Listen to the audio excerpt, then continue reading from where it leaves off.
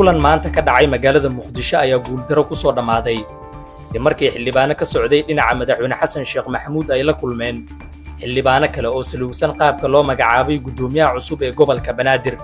kulanka fashilmay ayaa u dhaxeeyay xildhibaan Cusmaan Maxamuud Xaadoole iyo erga ka socotay madaxweynaha Soomaaliya Xasan Sheekh Maxamuud oo kala ahaa xildhibaan Yaasiin Firey iyo xildhibaan Maxamed Cajiib. waxa uuna kulankaasi ka dhacay guriga xildhibaan Xaadoole oo ku yaala degmada Kaaraan iyadoo isfaham la'aan uu ku soo dhamaaday kulanka. ilo wareejin ka agdhow kulankaasi ayaa sheegay in doodda ugu weyn ee taagan ay tahay xal u helidda mawjado siyaasadeed oo ka dhashay magacaabista gudoomiyaha gobolka Banaadir ahna duqa Muqdisho oo uu shalay magacaabay madaxweyne Xasan Sheekh Maxamuud. magacaabista gudoomiyaha cusub ee gobolka Banaadir Yuusuf Xuseen Jimcaale Madaale ayaa buuq siyaasadeed gelisay Villa Soomaaliya iyadoo dad badan ay u arkaan in madaxweynaha uu wajahayo culays hor leh xilli uu markii hore la daalaadhacayay weerarada kooxda Al-Shabaab. saacadihii la soo dhaafay waxaa magaalada Muqdisho ka jiray dhaqdhaqaaq siyaasadeed oo xoog leh isla markaana lagu diidan yahay go'aanka madaxweynaha ee lagu magacaabay gudoomiyaha gobolka Banaadir Sheekh Yuusuf Xuseen Jimcaale Madaale. waxaa saacadihii la soo dhaafay taagneed cabsi ah in mid ka mid ah beelaha degta gobolka Banaadir ay qaadi karaan tallaabo militari haddii aan xal loo helin tabashada ay qabaan, iyadoo beesha diidan magacaabista gudoomiyaha gobolka Banaadir ay soo bandhigeen ciidan aad u xoogan oo haysta hub badan, waxayna hadalahan jabaada hawada u marinayeen madaxweynaha Soomaaliya Xasan Sheekh Maxamuud. dadka ka soo horjeeda Xasan Sheekh Maxamuud waxaa ku jira qaar ka mid ah dadkii iyo siyaasiyiintii difaaci jiray xilligii uu ka mid ahaa mucaaradka, waxaana ay iminka sheegayaan in Xasan Sheekh uu ku fashilmay xilka madaxtinimada.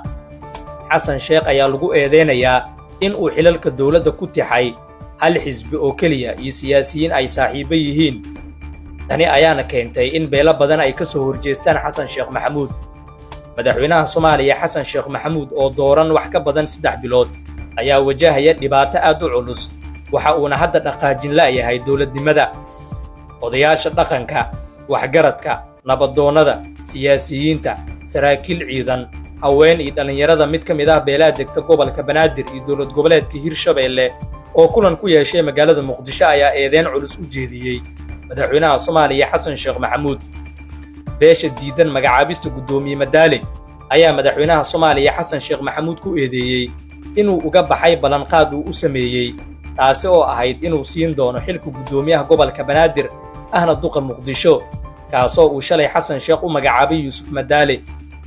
odayaasha beeshan ayaa sheegay inay dhowaan kulan la qaateen madaxweynaha Soomaaliya isla markaana uu ka ballanqaaday inuu xilkan siin doono, waxayna wax laga xumaado ku tilmaameen ballanka baxa uu ku sameeyay Xasan Sheekh. beeshan ayaa sidoo kale sheegtay inay madaxweyne Xasan Sheekh garab soo siiyeen xilligii uu murashaxa ahaa, sidoo kalena ay garab istaageen waqtigii badbaado qaran xilligaasi oo ciidankii naftiisa badbaadiyay ay ka soo jeedaan beeshooda.